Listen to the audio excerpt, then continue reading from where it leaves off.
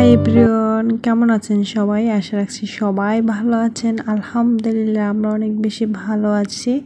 বরাবরের মতো চলে আসলাম আপনাদের সাথে আর একটা ভিডিও নিয়ে। আশা রাখছি এই ভিডিওটা আপনাদের কাছে অনেক ভালো লাগবে। যারা আমার ভিডিওটা দেখা শুরু করেছেন আশা রাখছি পুরো ভিডিও জুড়ে সাথে থাকবেন, এতে করে একটু হলো আপনাদের কাছে ভিডিও কোনো অংশ ভালো লাগবে। তো আজকে দুপুরে রান্না করব হালকা পাতলা, যেহেতু গতকালকে তরকারি ছিল তাই বেশি কিছু রান্না করব না, অল্প কিছু রান্না করে শেষ করে নিব। তো প্রথমে হচ্ছে আইড় মাছ রান্না করব। আইড় মাছ রান্না করার জন্য এখানে প্রথমে দিয়েছি তেল, তারপর দিয়েছি কয়েকটা কাঁচামরিচ আর সাথে পেঁয়াজ, তারপর পেস্ট একটু ভাজার পর দিয়েছি 1 টেবিল চামচ আদা রসুন বাটা, তারপরে পরিমাণ মতন পানি দিয়েছি মশলাটাকে কষানোর জন্য। পানিটা দেওয়ার পরে তারপর হচ্ছে বাকি মশলা দিব। তো প্রথমে দিয়ে দিচ্ছি হলুদের গুঁড়ো 1 টেবিল চামচ, হলুদের গুঁড়ো 1 টেবিল চামচের দেওয়ার পর তারপর 1 টেবিল চামচ জিরের গুঁড়ো, 1 টেবিল চামচ মরিচের গুঁড়ো দিয়ে এখন সুন্দর করে মশলাটাকে কষিয়ে নিব। তো আইড় মাছটাকে আজকে কষিয়ে রান্না করব। আইড় মাছটা ভেজে রান্না করলে খেতে একদমই ভালো লাগে না, কষিয়ে রান্না করলে খেতে বেশি মজা লাগে।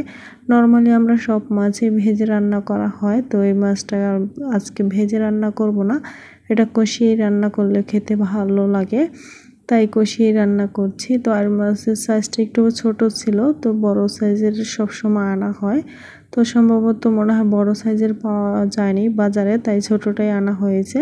তো আইড় মাছগুলি এখন মশলার সাথে ভালো করে আমি কষিয়ে নিব।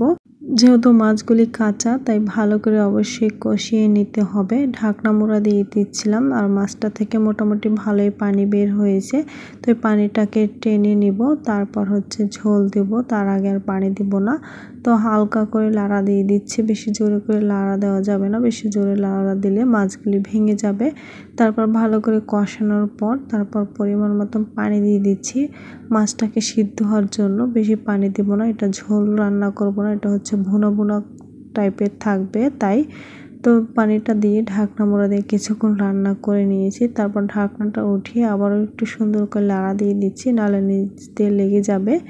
তারপর হচ্ছে লাড়া দিয়ে একদম চুলার আঁচটা হাই হিটে দিয়েছি। তারপর মাছটা হয়ে যাচ্ছে তখনই কিছুটা ধনিয়াপাতা দিয়ে দিচ্ছি।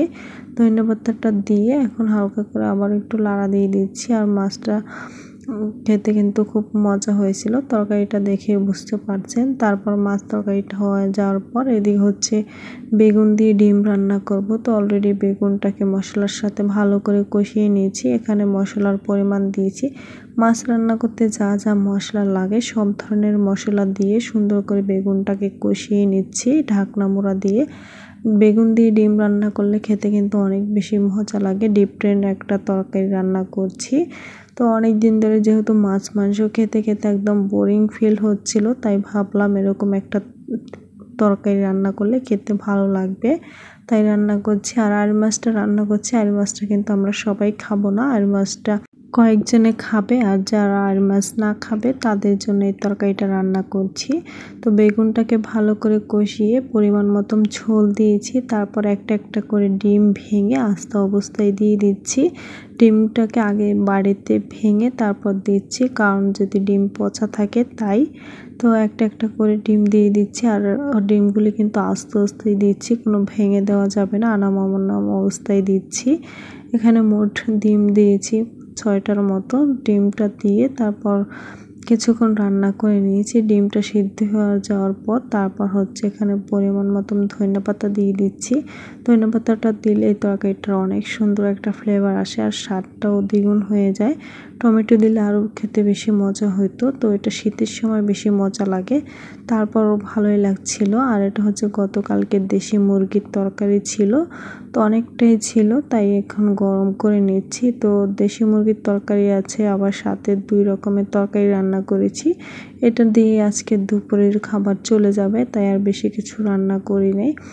তো সব কিছুই থেকে যায়, যেহেতু রান্নার পরিমাণ বেশি বেশি করে হয়, তাই বাসি খাবার থাকলে খেতে একদমই ভালো লাগে না। আর মুরগির তরকারিটা জাল করার পর খেতে অনেক বেশি মজা হয়েছিল, যেহেতু দেশি মুরগি ছিল তাই। আর এই ছিল আজকের দুপুরের মেনু। তো আজকের দুপুরের মেনু ছিল 3 আইটেমের তরকারি, তো 3টা দিয়ে আমরা ভাত খেয়ে নিয়েছি। আর এটা হচ্ছে সন্ধ্যার পরে, আজকে আবার বিস্কিট পিঠা বানাচ্ছি। তো কয়েকদিন আগে বানানো হয়েছিল অল্প করে, তো ওইগুলি খেয়ে আমরা মজা পেয়েছিলাম সবাই, বাচ্চারা তারপর বড়রা সবাই খেয়ে ভালো লাগছিল। তাই ভাবলাম আর একদিনও বেশি করে একটু বানায় রাখি, তাহলে খেতে ভালোই লাগবে। তো আজকে একটু বেশি করে বানাচ্ছি। আর একদিন বানাচ্ছিলাম হচ্ছে 4টা ডিম দিয়ে, আজকে বানানো হচ্ছে 8টা ডিম দিয়ে, পরিমাণে বেশি। আর এগুলি বানাতে কিন্তু বেশি সময় লাগে না, অল্প সময়ের মধ্যে অনেকগুলি পিঠা বানানো যায়। আর এখানে প্রথমে চিনি, তারপর ডিম আর আটা ছেনে নিয়েছি, তারপর হচ্ছে একটা মোটা করে রুটি বানাচ্ছি। আর এই রুটিটা অবশ্যই মোটা করে বানাতে হবে। আজকে কোনো মেশিন দিয়ে ডিজাইন করব না, আজকে সব ডিজাইন হাত দিয়ে করব। তো প্রথমে মোটা রুটি বানানোর পর তারপর হচ্ছে গ্লাস দিয়ে গোল গোল করে কেটে নিচ্ছি। আর এই পিঠাগুলো একটু বড় হয়ে গিয়েছে, তাই আর এই গ্লাসটা দিয়ে কাটানো হয় নাই, তাই কুকি কাটার দিয়ে কেটে নিয়েছি।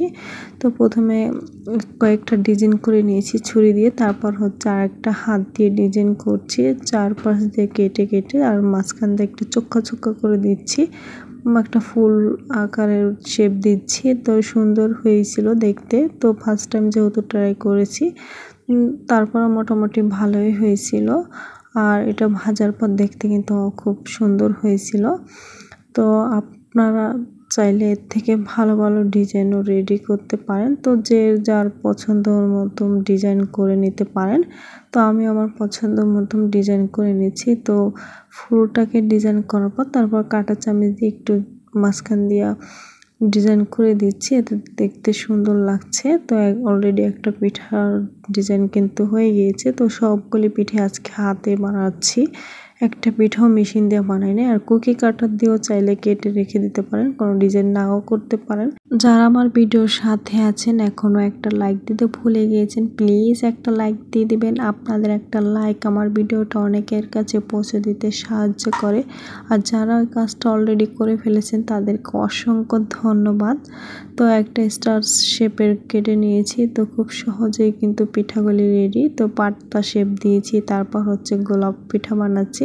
তো বিভিন্ন ডিজাইন করে বানাচ্ছি, তারপর হচ্ছে ভেজে নিব। তো চুলার আঁচটা কিন্তু একদমই লোতে আছে, তো এটা কোনোভাবেই চুলার আঁচটা বাড়িয়ে ভাজা যাবে না, লোতে ভেজতে হবে। কারণ যেহেতু পিঠাগুলি মোটা মোটা, তাই।